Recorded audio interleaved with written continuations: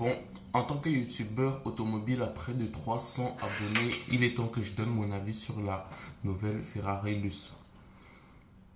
Bon, d'un point de vue totalement objectif, elle n'est pas moche, il faut le dire. Elle n'est pas moche, elle est bien plus jolie que beaucoup de BYD, beaucoup de Tesla. Oui, elle n'est pas moche. Peut-être un peu l'arrière qui est vraiment trop exagéré, mais globalement, elle n'est pas moche, mais ça reste pas au niveau d'une Ferrari. C'est pas au niveau de Ferrari, c'est un peu bas. Si ça concurrençait un peu BYD ou Mercedes ou Tesla, on aurait peut-être compris si ça se présentait au même prix, voire un peu au-dessus, voire 150 000. On aurait accepté.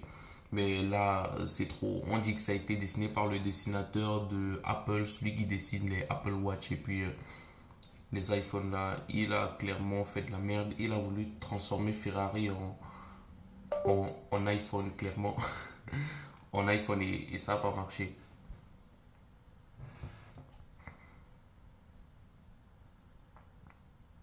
Mais voyons ça d'un œil plus profond, essayons de regarder un peu sous l'iceberg. Quelle stratégie de Ferrari ce serait? Est-ce que il serait devenu trop bête? Est-ce que l'argent les serait monté à la tête et ils auraient perdu les pieds ou ce serait juste une stratégie?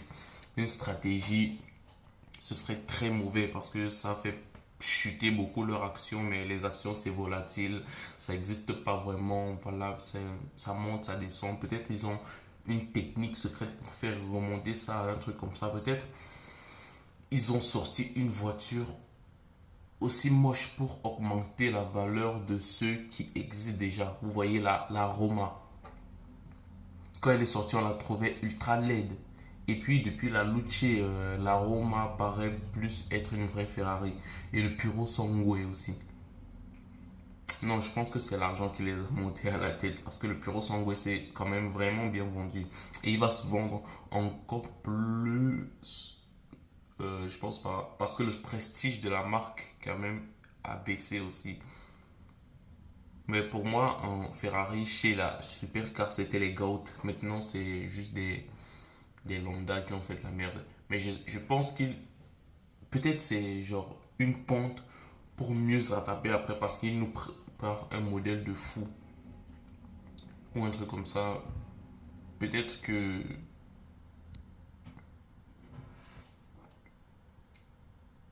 Peut-être que c'est une stratégie marketing pour mieux se valoriser après. Peut-être c'est juste pour avoir un modèle 100% électrique dans sa gamme, mais le truc de modèle 100% électrique, là, je comprends pas. La Pininfarina Battista, elle était déjà 100% électrique, mais je comprends pas pourquoi elle, on dit que c'est la première électrique. Peut-être parce que la Pininfarina Battista, elle est en série extra limitée. Je pense que c'est ça.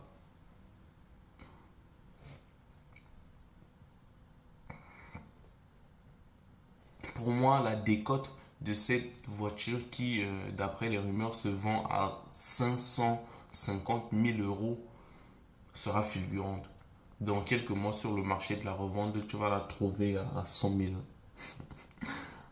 à 100 000, à 200 000, à 50 000. Allez, soyons fous. Oui, tu vas en trouver certaines, genre hyper bas, parce que c'est une voiture électrique. Son seul avantage, c'est d'être une Ferrari, en gros. Et globalement, jusqu'ici, c'est un désastre.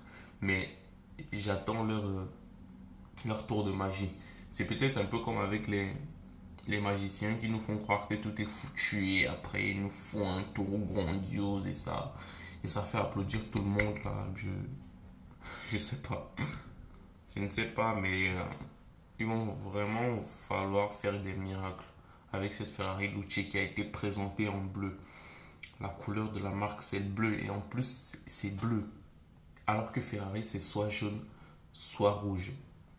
Ça ne colle pas. On dirait qu'ils ont voulu créer une autre identité, mais ils auraient pu créer une autre filiale, un peu comme genre Hyundai et Toyota. Attends. Mazda et Toyota, comme Mazda, c'est la branche de luxe de Toyota à l'époque, mais aujourd'hui, c'est un peu rendu les mêmes choses. Mais ils auraient pu créer une autre genre filiale pour faire uniquement leur voiture 100% électrique que de mettre le blason Ferrari sur la Luce. C'est une catastrophe. Et en plus, elle sera livrée avec une coque pour protéger la voiture et des protèges écrans, des vitres protège écran, comme pour un iPhone aussi. Et elle sera aussi disponible avec la version 150 Go, 1 Tera, 108 Tera, des trucs comme ça, comme vraiment comme un téléphone. Et peut-être qu'ils ont pensé à la voiture autonome, un truc comme ça, pour s'adapter au futur. Je sais pas. Honnêtement, je sais pas. Ou peut-être c'est un prototype pour ensuite développer quelque chose de vraiment puissant.